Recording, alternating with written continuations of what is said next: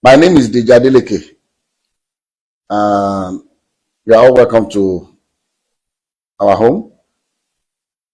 I'm the father of I have 5 children, 3 boys and 2 girls. David Adeleke, that you all know as Davido, is the baby of my family, is the last born. And I'm calling this press conference. This is my ever first time of addressing the press. And for just one single reason. I'm not on the social media, but I'm sure those of you in the social media will have been inundated with all kinds of talks about almost every year. This thing, keeps coming up regarding one little girl called Olunloyo that lives in Ibadan.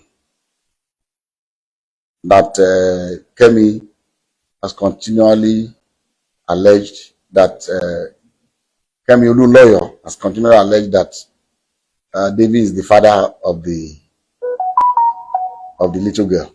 To start with, let me put it on record that I have 14 grandchildren, and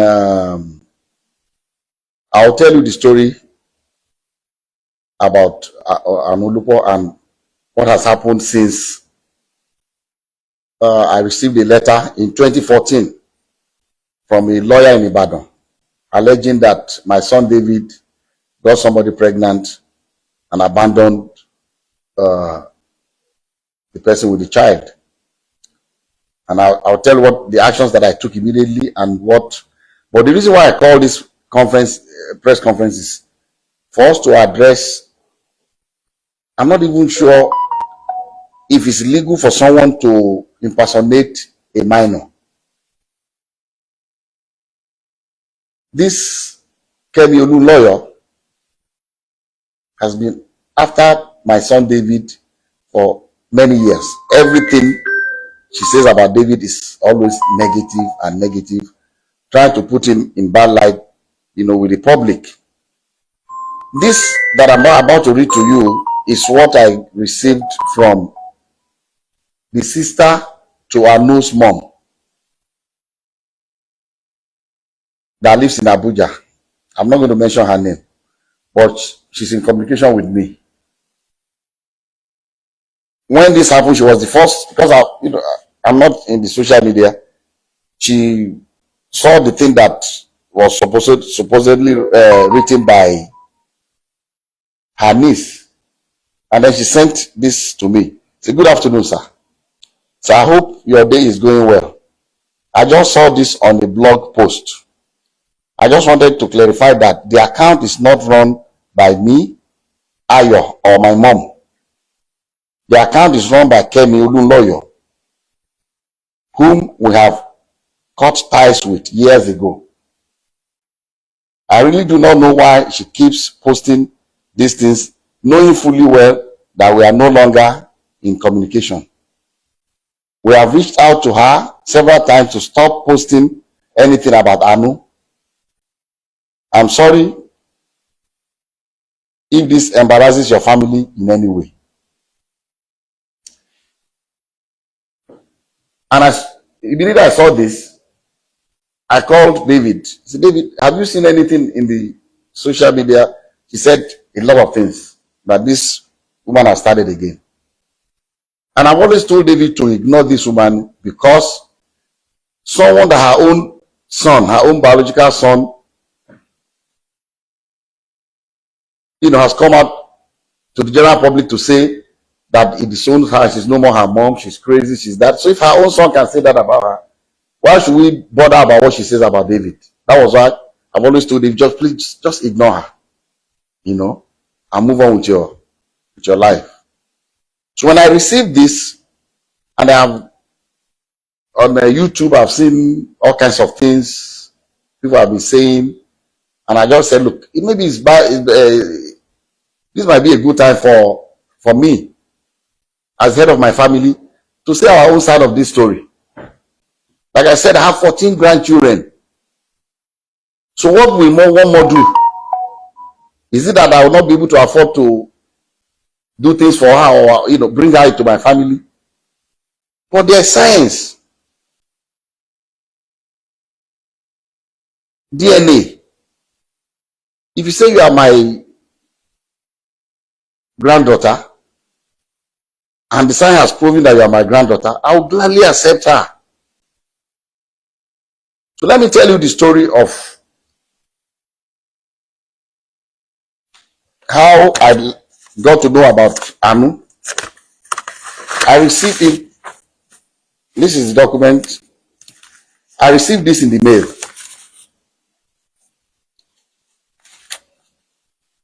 Through DHL to my office. This is the DHL sent to me by Bandele A. Aiku and Co. from Ibadan in 2014 by DHL. And in the package, there are pictures of a little girl and pictures of David. I mean, they put David picture, with the little girl. This was maybe they took I don't know where they cropped David's picture and put it, and this the mother of the girl. So I received this in the mail 2014, and in that mail also, curiously, there was the birth certificate of the child. And what caught my attention was that in the record of the birth certificate, they said full name of father, Adeleke David. Full name of mother, Adeleke Ayotomibe. How can she be Adeleke? So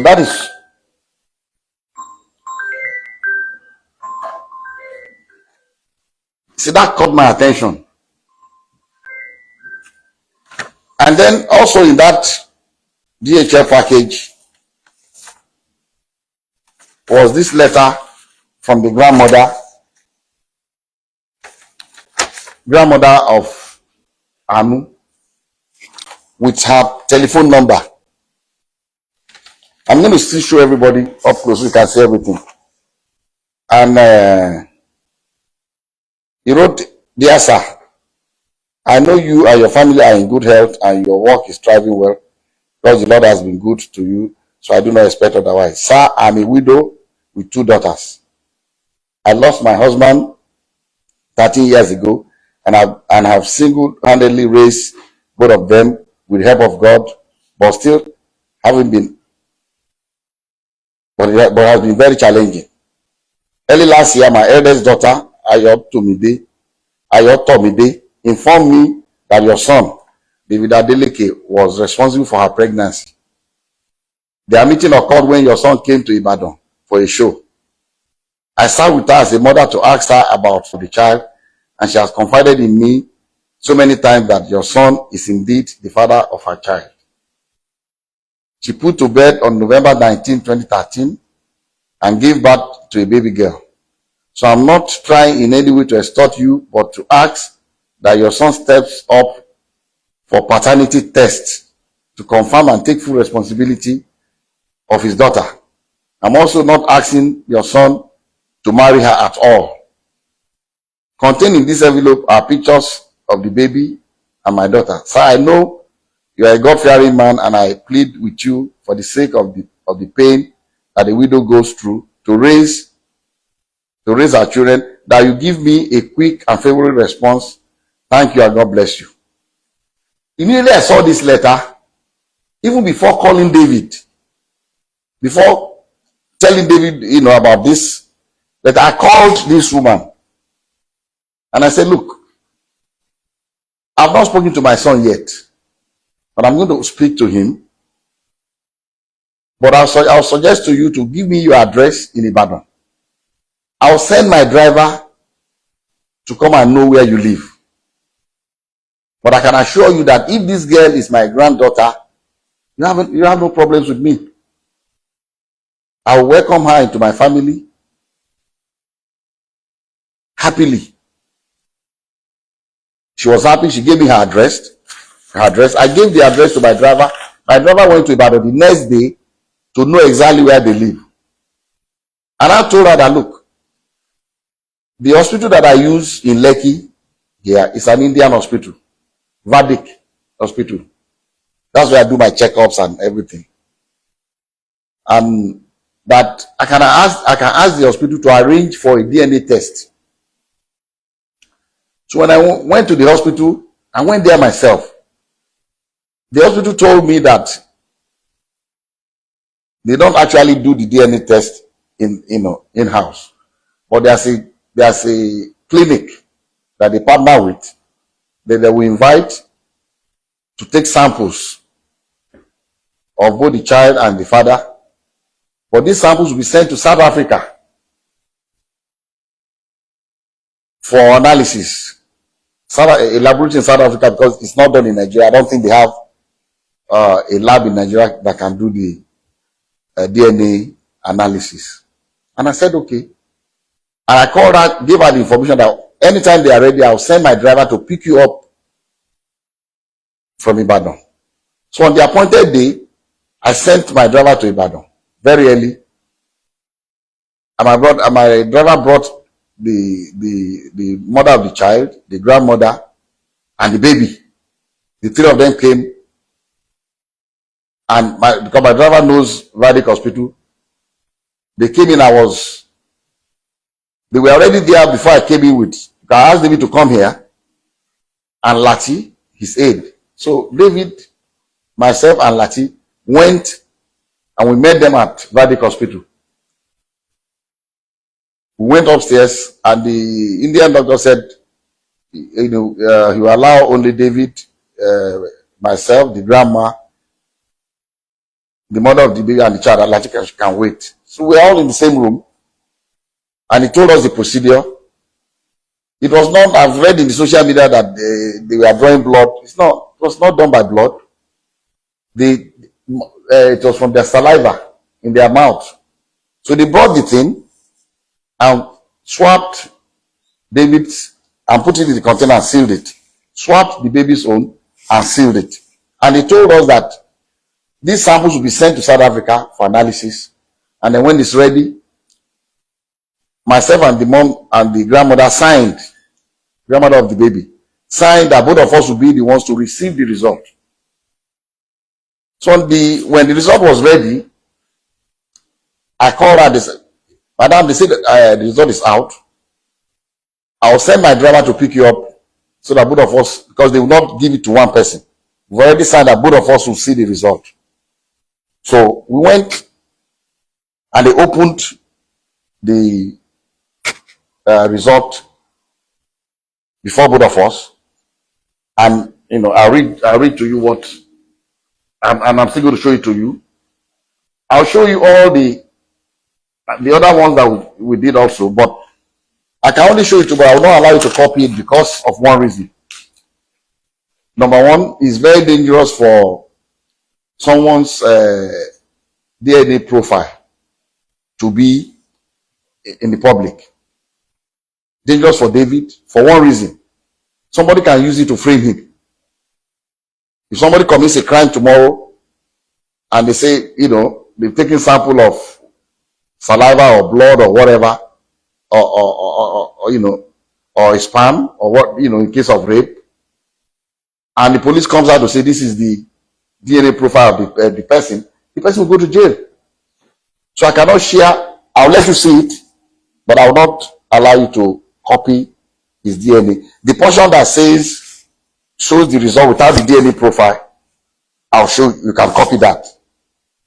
And at the same time also, I cannot legally share with you the DNA profile of that innocent little girl. I know, because she's a minor, and I don't have the permission of her parents to share her DNA. So we have to be very careful. But anyway, I'll show you the result for you to just see. And so they opened this was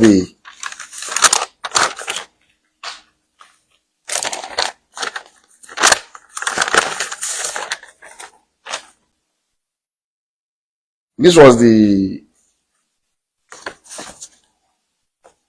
the first DNA. This is the original copy that I was giving one, and the grandma was giving another one.